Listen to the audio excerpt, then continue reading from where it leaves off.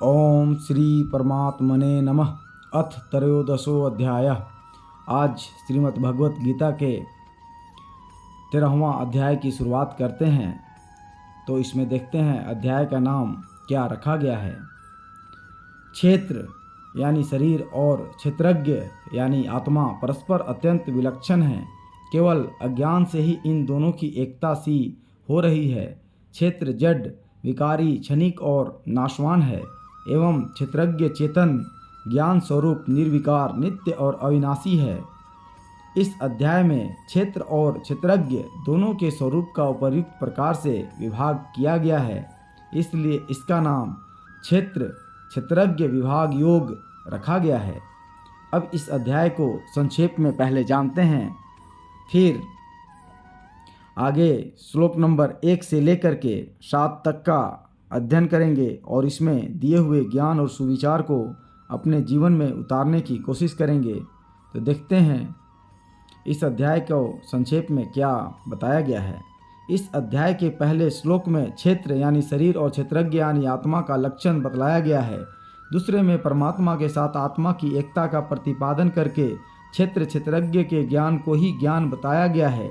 तीसरे में विकार सहित क्षेत्र के स्वरूप और स्वभाव आदि का एवं प्रभाव सहित क्षेत्रज्ञ के स्वरूप का वर्णन करते की प्रतिज्ञा करके चौथे में ऋषि, वेद और ब्रह्म सूत्र का प्रमाण देते हुए पाँचवें और छठे में विकारों सहित क्षेत्र का स्वरूप बतलाया गया है। 7वें से 11वें तक तत्व ज्ञान की प्राप्ति में साधन होने के कारण जिनका नाम ज्ञान रखा गया है, ऐसे अमानित्व आदि 20 सात्विक भावों और आचरणों का वर्णन किया गया है। तदंतर 12वें से 17वें तक ज्ञान के द्वारा जानने योग्य परमात्मा के स्वरूप का वर्णन करके 18वें में अब तक के प्रतिपादित विषयों का नाम बतलाकर इस प्रकरण को जानने का फल परमात्मा के स्वरूप की प्राप्ति बतलाया गया है। इसके बाद प्रकृति और पुरुष के नाम से प्रकरण आरंभ करके 19वें से 21वें तक प्रकृति के स्वरूप और कार्य का तथा क्षेत्रज्ञ के स्वरूप का वर्णन किया गया है। 22वें में परमात्मा और आत्मा की एकता का प्रतिपादन करके 23वें में गुणों के सहित प्रकृति को और पुरुषों को जानने का फल बतलाकर 24वें और 25वें में परमात्मा साक्षात्कार के विभिन्न उपायों का वर्णन किया गया है। 26वें में क्षेत्र क्षेत्रज्ञ के संयोग से समस्त चराचर प्राणियों की उत्पत्ति बतलाकर 27वें से 30वें तक परमात्मा समभाव से स्थित अविनाशी और अकर्ता हैं तथा जितने भी कर्म होते हैं सब प्रकृति के द्वारा ही किए जाते हैं तथा सब कुछ परमात्मा तत्व से ही विस्तृत और उसी में स्थित हैं। इस प्रकार समझने का महत्व और साथ ही उसका फल भी बतलाया गया है। 31वें से 33वें तक आत्मा के प्रभाव को समझाते हुए उसके अकर्तापन का और निर्लिप्तता का दृष्टांतों द्वारा निरूपण करके अंत में 34वें श्लोक में क्षेत्र और क्षेत्रज्ञ के विभाग को जानने का फल परमात्मा की प्राप्ति बतलाकर अध्याय का उपसंहार किया गया है। सबसे पहले श्लोक नंबर 1 को शुरुआत करने से पहले इसके पिछले अध्याय के संबंध को जानते हैं।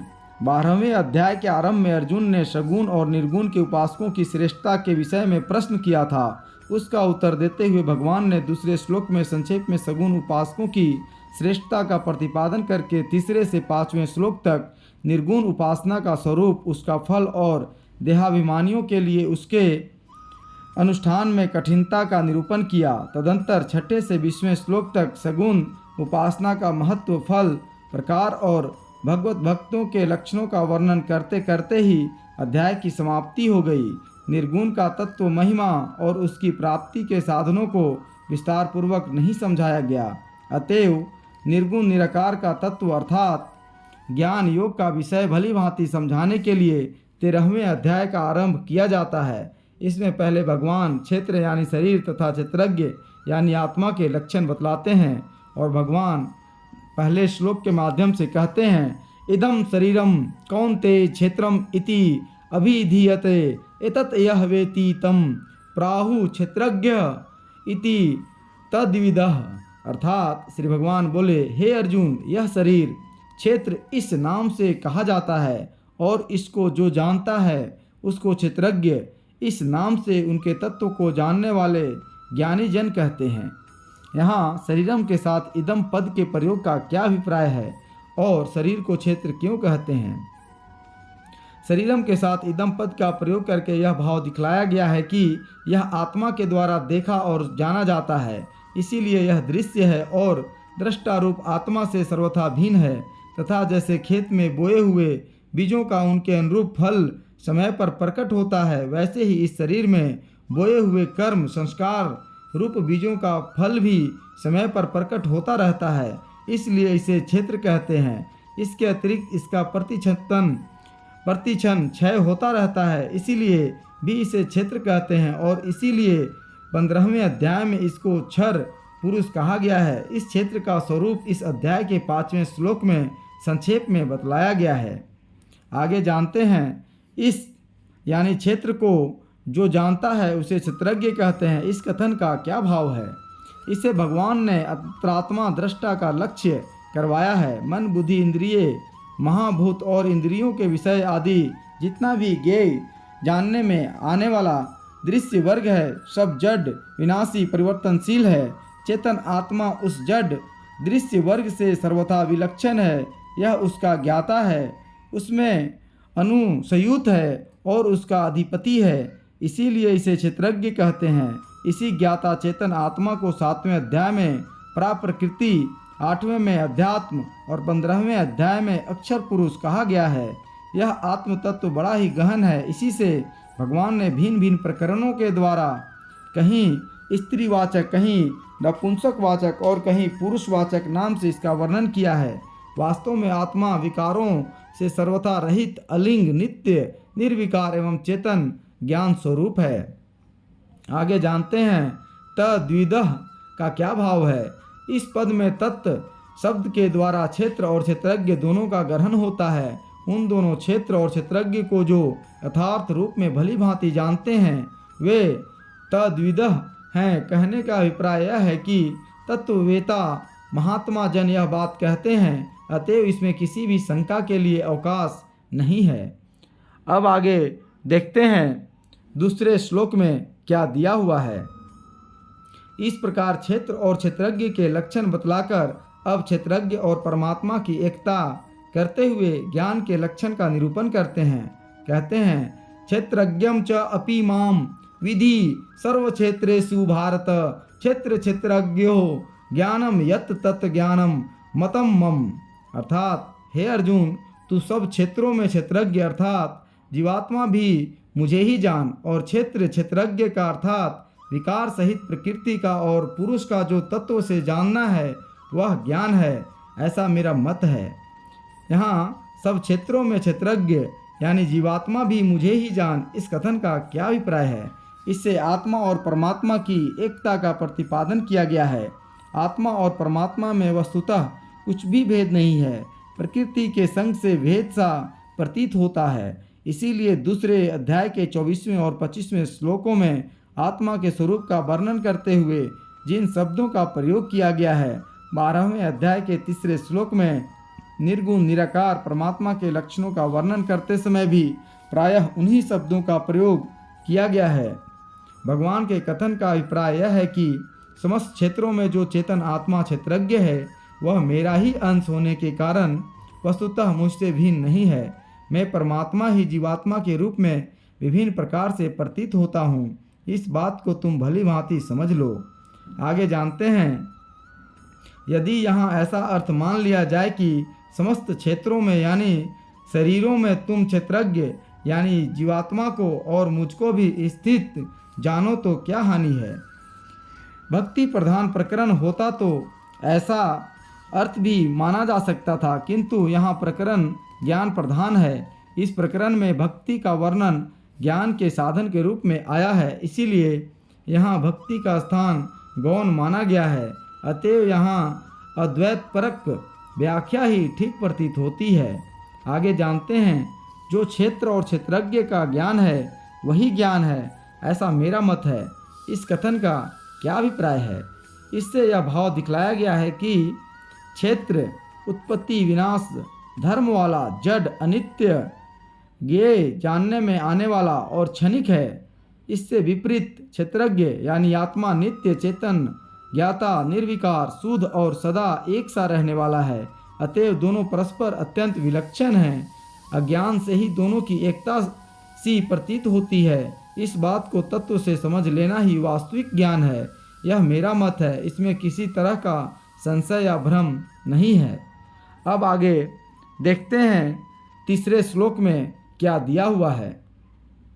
क्षेत्र और क्षेत्रज्ञ का पूर्ण ज्ञान हो जाने पर संसार भ्रम का नाश हो जाता है और परमात्मा की प्राप्ति होती है। अतएव क्षेत्र और क्षेत्रज्ञ के स्वरूप आदि को भली भांति विभाग पूर्वक समझाने के लिए भगवान कहते हैं, तत् क्षेत्रम यत् च यादृक् च यद्विकारी यतः च यत् सह च यः यत् प्रभावः च तत् समासेन में श्रीनु। अर्थात वह क्षेत्र जो और जैसा है तथा जिन विकारों वाला है और जिस कारण से जो हुआ है, तथा वह क्षेत्रज्ञ भी जो और जिस प्रभाव वाला है, वह सब संक्षेप में मुझसे सुन। यहाँ क्षेत्रम के साथ तत्व विशेषण देने का क्या भाव है तथा यत पद से भगवान ने क्षेत्र के विषय में किस बात के स्पष्टीकरण का संकेत किया है और वह किस श्लोक में है। क्षेत्रम के साथ तत्व विशेषण देकर यह भाव दिखलाया है कि जिस शरीर रूप क्षेत्र के लक्षण पहले श्लोक में बतलाए गए हैं उसी का स्पष्टीकरण करने की बात इस श्लोक में कही जाती है, तथा यत पद से भगवान ने क्षेत्र का स्वरूप बतलाने का संकेत किया है और इसी अध्याय के 5वें श्लोक में उसे बतलाया गया है।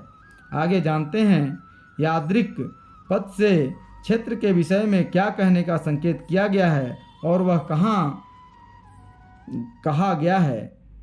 यादृक् पद से क्षेत्र का स्वभाव बतलाने का संकेत किया है और उसका वर्णन 26वें और 27वें श्लोकों में समस्त भूतों को उत्पत्ति विनाशशील बतलाकर किया है। आगे जानते हैं यद्विकारी पद से क्षेत्र के विषय में क्या कहने का संकेत किया है और उसे किस श्लोक में कहा है। यद्विकारी पद से क्षेत्र के विकारों का वर्णन करने का संकेत किया गया है और उनका वर्णन 6ठे श्लोक में किया है। आगे जानते हैं यतः च यत् इन पदों से क्षेत्र के विषय में क्या कहने का संकेत किया है और वह कहाँ कहा गया है। जिन पदार्थों के समुदाय का नाम क्षेत्र है उनमें से कौन पदार्थ किससे उत्पन्न हुआ है, यह बात बतलाने के का संकेत यतः च यत् पदों से किया है और उसका वर्णन 29वें श्लोक के उत्तरार्ध तथा 20वें के पूर्वार्ध में किया गया है। आगे जानते हैं सह पद किसका वाचक है तथा यह पद से उसके विषय में भगवान ने क्या कहने का संकेत दिया है एवं कहाँ कहा गया है। सह पद क्षेत्रज्ञ का वाचक है तथा यह पद से उसका स्वरूप बतलाने का संकेत किया गया है और आगे चलकर उसके प्रकृति अस्त्र एवं वास्तविक दोनों स्वरूपों का वर्णन किया गया है। जैसे 29वें श्लोक में उसे अनादि, 20वें में सुख दुखों का भोक्ता एवं 21वें में अच्छी बुरी योनियों में जन्म ग्रहण करने वाला बतलाकर तो प्रकृतिस्थ पुरुष का स्वरूप बतलाया गया है और 22वें तथा 27वें से 30वें तक परमात्मा के साथ एकता करके उसके वास्तविक स्वरूप का निरूपण किया गया है। आगे जानते हैं यत् प्रभावः पद से क्षेत्रज्ञ के विषय में क्या कहने का संकेत किया गया है और वह किन श्लोकों में कहा गया है। यत् प्रभावः से क्षेत्रज्ञ का प्रभाव बतलाने के लिए संकेत किया गया है और उसे 31वें से 33वें श्लोक तक बतलाया गया है। अब आगे देखते हैं चौथे श्लोक में क्या दिया हुआ है। तीसरे श्लोक में क्षेत्र और क्षेत्रज्ञ के जिस तत्व को संक्षेप में सुनने के लिए भगवान ने अर्जुन से कहा है, अब उसके विषय में ऋषि वेद और ब्रह्म सूत्र की उक्ति का प्रमाण देकर भगवान ऋषि वेद और ब्रह्म सूत्र को आदर कर देते हैं। कहते हैं ऋषि भी बहुधा गीतम छंदो भी विविधय पृथक ब्रह्म सूत्र पदः च एव हेतु मददि विनिशिच्यत। अर्थात यह क्षेत्र और क्षेत्रज्ञ का तत्व ऋषियों द्वारा बहुत प्रकार से कहा गया है और विविध वेद मंत्रों द्वारा भी विभाग पूर्वक कहा गया है तथा भली भांति निश्चय किए हुए युक्ति युक्त ब्रह्मसूत्र के पदों द्वारा भी कहा गया है। यहाँ ऋषियों द्वारा बहुत प्रकार से कहा गया है। इस कथन का क्या अभिप्राय है? इस कथन का यह भाव है कि मंत्रों के दृष्टा एवं शास्त्र और स्मृतियों के रचयिता ऋषि गणों ने क्षेत्र और क्षेत्रज्ञ के स्वरूप को और उनसे संबंध रखने वाली सभी बातों को अपने अपने ग्रंथों में और पुराण इतिहासों में बहुत प्रकार से वर्णन करके विस्तार पूर्वक समझाया है। उन्हीं का सार बहुत थोड़े शब्दों में भगवान कहते हैं।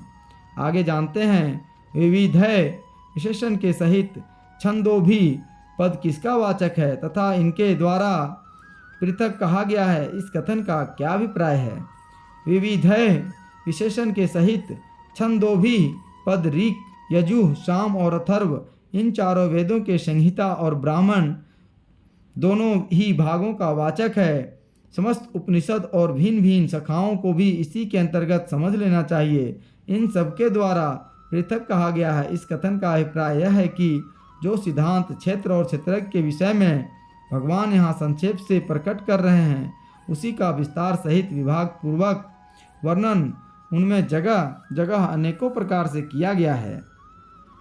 आगे जानते हैं, विनिश्चयतः और हेतु मध्यभी विशेषण के सहित ब्रह्मसूत्र पदः पद किन पदों का वाचक है और इस कथन का क्या अभिप्राय है?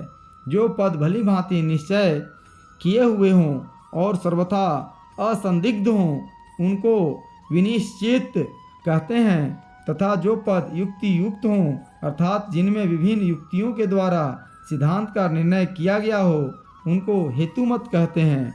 अतः इन दोनों विशेषणों के सहित यहाँ ब्रह्म सूत्र पदः पद वेदांत दर्शन के जो अथातो ब्रह्म जिज्ञासा आदि सूत्र रूप पद हैं, उन्हीं का वाचक प्रतीत होता है, क्योंकि उपर्युक्त सब लक्षण उनमें ठीक ठीक मिलते हैं।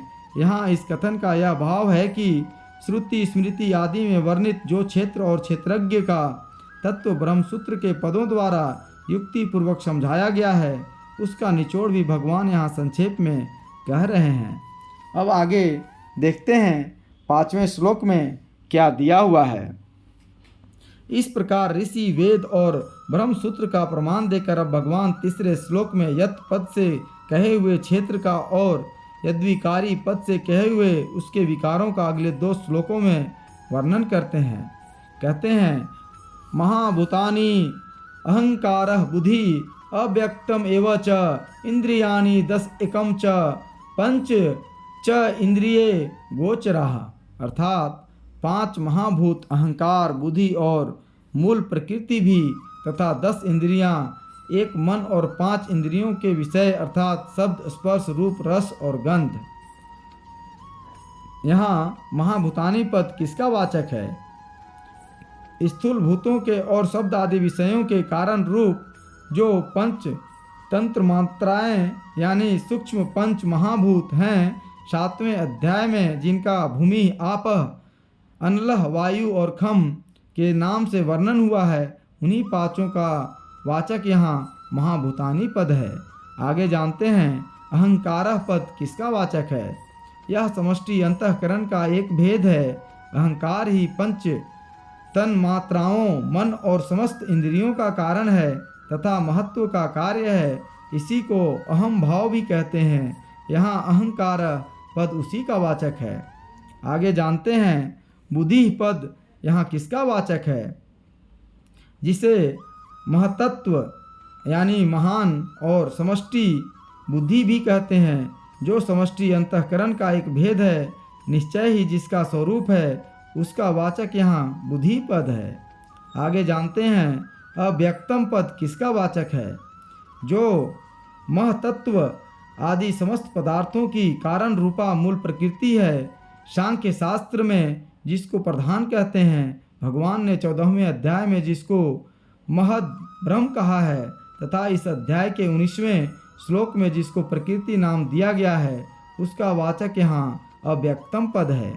आगे जानते हैं, 10 इंद्रियां कौन कौन सी हैं? वाक, पानी यानी हाथ, पाद यानी पैर, उपस्थ और गुदा ये 5 कर्मेंद्रियां हैं तथा श्रोत्र त्वचा, चक्षु, रसना और घ्राण ये 5 ज्ञानेंद्रियां हैं। यह सब मिलाकर 10 इंद्रियां हैं। इन सब का कारण अहंकार है। आगे जानते हैं एकम पद किसका वाचक है। समष्टि अंतःकरण की जो मनन करने वाली शक्ति विशेष है, संकल्प विकल्प ही जिसका स्वरूप है, उस मन का वाचक एकम पद है। यह भी अहंकार का कार्य है। आगे जानते हैं पंच इंद्रिय गोचरा, इन पदों का क्या अर्थ है। शब्द, स्पर्श, रूप, रस और गंध जो कि 5 ज्ञानेंद्रियों के स्थूल विषय हैं, उन्हीं का वाचक यहाँ पंच इंद्रिय गोचरा पद है। अब आगे देखते हैं 6ठे श्लोक में क्या दिया हुआ है। इच्छा द्वेषः सुखम दुखम संगातः चेतना धृतिः एतत् क्षेत्रम समासेन सविकारम उदाहृतम, अर्थात तथा इच्छा, द्वेष, सुख, दुख, स्थूल देह का पिंड, चेतना और धृति, इस प्रकार विकारों के सहित यह क्षेत्र संक्षेप में कहा गया है। यहाँ इच्छा पद किसका वाचक है। जिन पदार्थों को मनुष्य सुख के हेतु और दुख नाशक समझता है, उनको प्राप्त करने की जो आसक्ति युक्त कामना है, जिसके वासना, तृष्णा, आशा, लालसा और स्पृहा आदि अनेकों भेद हैं, उसी का वाचक यहाँ इच्छा पद है। यह अंतःकरण का विकार है, इसलिए क्षेत्र के विकारों में इसकी गणना की गई है। आगे जानते हैं द्वेष किसे कहते हैं। जिन पदार्थों को मनुष्य दुख में हेतु या सुख में बाधक समझता है, उनमें जो विरोध बुद्धि होती है, उसका नाम द्वेष है। इसके स्थूल रूप वैर, ईर्ष्या, घृणा और क्रोध आदि हैं। यह भी अंतःकरण का विकार है, अतः इसकी गणना भी क्षेत्र के विकारों में की गई है। आगे जानते हैं सुख क्या वस्तु है। अनुकूल की प्राप्ति और प्रतिकूल की निवृत्ति से अंतःकरण में जो प्रसन्नता की वृत्ति होती है, उसका नाम सुख है। अंतःकरण का विकार होने के कारण इसकी गणना भी क्षेत्र के विकारों में की गई है। आगे जानते हैं दुखम पद किसका वाचक है। प्रतिकूल की प्राप्ति और अनुकूल के विनाश से जो अंतःकरण में व्याकुलता होती है, जिससे व्यथा भी कहते हैं, उसका वाचक यहाँ दुखम पद है। यह भी अंतःकरण विकार है, इसीलिए इसकी गणना भी क्षेत्र के विकारों में की गई है। आगे जानते हैं संघातः पद का क्या अर्थ है। पंचभूतों से बना हुआ जो यह स्थूल शरीर का पिंड है, मृत्यु होने के बाद सूक्ष्म शरीर के निकल जाने पर भी जो सबके सामने पड़ा रहता है, उस स्थूल शरीर का नाम संघात है। उपर्युक्त पंचभूतों का विकार होने के कारण इसकी गणना भी क्षेत्र के विकारों में की गई है। आगे जानते हैं चेतना पद किसका वाचक है। अंतःकरण में जो ज्ञान शक्ति है, जिसके द्वारा सुख, दुख और समस्त पदार्थों का अनुभव करते हैं, जिसे 10वें अध्याय के 22वें श्लोक में चेतना कहा गया है, उसी का वाचक यहाँ चेतना पद है। यह भी अंतःकरण की वृत्ति विशेष है, अतएव इसकी भी गणना क्षेत्र के विकारों में की गई है। आगे जानते हैं धृति पद किसका वाचक है। 18वें अध्याय के 33वें, 34वें और 35वें श्लोकों में जिस धारण शक्ति के सात्विक, राजस और तामस 3 भेद किए गए हैं, जिसके सात्विक अंश को 16वें अध्याय के 3रे श्लोक में दैवी संपदा के अंतर्गत धृति के नाम से गिनाया गया है, उसी का वाचक यहाँ धृति ही पद है। अंतःकरण का विकार होने से इसकी गणना भी क्षेत्र के विकारों में की गई है। आगे जानते हैं यह विकारों के सहित क्षेत्र संक्षेप से कहा गया। इस कथन का क्या भाव है। इस कथन का यह भाव है कि यहाँ तक विकारों सहित क्षेत्र का संक्षेप से वर्णन हो गया, अर्थात 5वें श्लोक में क्षेत्र का स्वरूप संक्षेप में बतला दिया गया और 6ठे में उसके विकारों का वर्णन संक्षेप में कर दिया गया। अब आगे देखते हैं 7वें श्लोक में क्या दिया हुआ है। इस प्रकार क्षेत्र के स्वरूप और उसके विकारों का वर्णन करने के बाद अब जो दूसरे श्लोक में बात कही थी कि क्षेत्र और क्षेत्रज्ञ का जो ज्ञान है, वही मेरे मत से ज्ञान है, उस ज्ञान को प्राप्त करने के साधनों का ज्ञान के ही नाम से 5 श्लोकों द्वारा वर्णन करते हैं। कहते हैं अमानित्वम अदम्भित्वम अहिंसा शांति आर्जवम आचार्य उपासनम शौचम स्थैर्यम आत्मविनिग्रह अर्थात श्रेष्ठता के अभिमान का अभाव, दंभाचरण का अभाव, किसी भी प्राणी को किसी प्रकार भी न सताना, क्षमा भाव, मन वाणी आदि की सरलता, श्रद्धा भक्ति सहित गुरु की सेवा, बाहर भीतर की शुद्धि, अंतःकरण की स्थिरता और मन इंद्रियों सहित शरीर का निग्रह। यहाँ अमानित्वम का क्या अभिप्राय है? अपने को श्रेष्ठ, सम्मान्य, पूज्य या बहुत बड़ा समझना एवं मान बड़ाई, प्रतिष्ठा, पूजा आदि की इच्छा करना अथवा बिना ही इच्छा किए इन सब के प्राप्त होने पर प्रसन्न होना, यह मानित्व है। इन सब का न होना ही अमानित्व है। जिसमें अमानित्व पूर्ण रूप से आ जाता है उसका मान बड़ाई, प्रतिष्ठा और पूजा आदि की प्राप्ति में प्रसन्न होना तो दूर रहा, उल्टी उसकी इन सबसे विरक्ति और उपरति हो जाती है। आगे जानते हैं अदम्भित्वम का क्या अभिप्राय है? मान बड़ाई, प्रतिष्ठा और पूजा के लिए धन आदि के लोभ से या किसी को ठगने आदि के अभिप्राय से अपने को धर्मात्मा, दानशील, भगवत भक्त, ज्ञानी या महात्मा विख्यात करना और बिना ही हुए धर्म पालन, उदारता, दातापन, भक्ति, योग साधना, व्रत, उपवासादिका अथवा अन्य किसी भी प्रकार के गुण का ढोंग करना दंभित्व है। इसके सर्वथा अभाव का नाम अदंभित्व है। जिस साधक में अदंभित्व पूर्ण रूप से आ जाता है वह मान बड़ाई की जरा भी इच्छा न रहने के कारण अपने सच्चे धार्मिक भावों को, सद्गुणों को अथवा भक्ति के आचरणों को भी दूसरे के सामने प्रकट करने में संकोच करता है। फिर बिना हुए गुणों को अपने में दिखलाना तो उसमें बन ही कैसे सकता है। आगे जानते हैं अहिंसा का क्या अभिप्राय है? किसी भी प्राणी को मन, वाणी या शरीर से किसी प्रकार भी कभी कष्ट देना, मन से किसी का बुरा चाहना, वाणी से किसी को गाली देना, कठोर वचन कहना, किसी की निंदा करना या अन्य किसी प्रकार के दुखदायक और अहितकारक वचन कह देना, शरीर से किसी को मारना, कष्ट पहुंचाना या किसी प्रकार से भी हानि पहुंचाना आदि जो हिंसा के भाव हैं, इन सब के सर्वथा अभाव का नाम अहिंसा है। जिस साधक में अहिंसा का नाम भाव पूर्णतया आ जाता है उसका किसी में भी वैर भाव या द्वेष नहीं रहता। इसीलिए न तो किसी भी प्राणी का उसके द्वारा कभी अहित ही होता है, न उसके द्वारा किसी को परिणाम में दुख होता है और न वह किसी के लिए वस्तुतः भयदायक ही होता है। महर्षि पतंजलि ने तो यहाँ तक कहा है कि उसके पास रहने वाले हिंसक प्राणियों तक में परस्पर का स्वाभाविक वैर भाव भी नहीं रहता। आगे जानते हैं शांति का क्या अभिप्राय है? शांति क्षमा भाव को कहते हैं। अपना अपराध करने वाले के लिए किसी प्रकार भी दंड देने का भाव मन में न रखना, उससे बदला लेने की अथवा अपराध के बदले उसे इस लोक या परलोक में दंड मिले ऐसी इच्छा न रखना और उसके अपराधों को वस्तुतः अपराध ही न मानकर उन्हें सर्वथा भुला देना क्षमा भाव है। 10वें अध्याय के 4 श्लोक में इसकी कुछ विस्तार से व्याख्या की गई है। आगे जानते हैं आर्जवम का क्या भाव है? मन, वाणी और शरीर की सरलता का नाम आर्जव है। जिस साधक में यह भाव पूर्ण रूप से आ जाता है वह सबके साथ सरलता का व्यवहार करता है। उसमें कुटिलता का सर्वथा अभाव हो जाता है, अर्थात उसके व्यवहार में दांव पेंच, कपट या टेढ़ापन जरा भी नहीं रहता।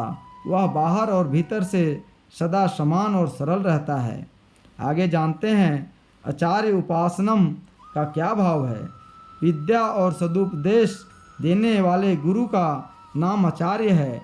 ऐसे गुरु के पास रहकर श्रद्धा भक्ति पूर्वक मन, वाणी और शरीर के द्वारा सब प्रकार से उनको सुख पहुँचाने की चेष्टा करना, नमस्कार करना, उनकी आज्ञाओं का पालन करना और उनके अनुकूल आचरण करना आदि आचार्य उपासन यानी गुरु सेवा है।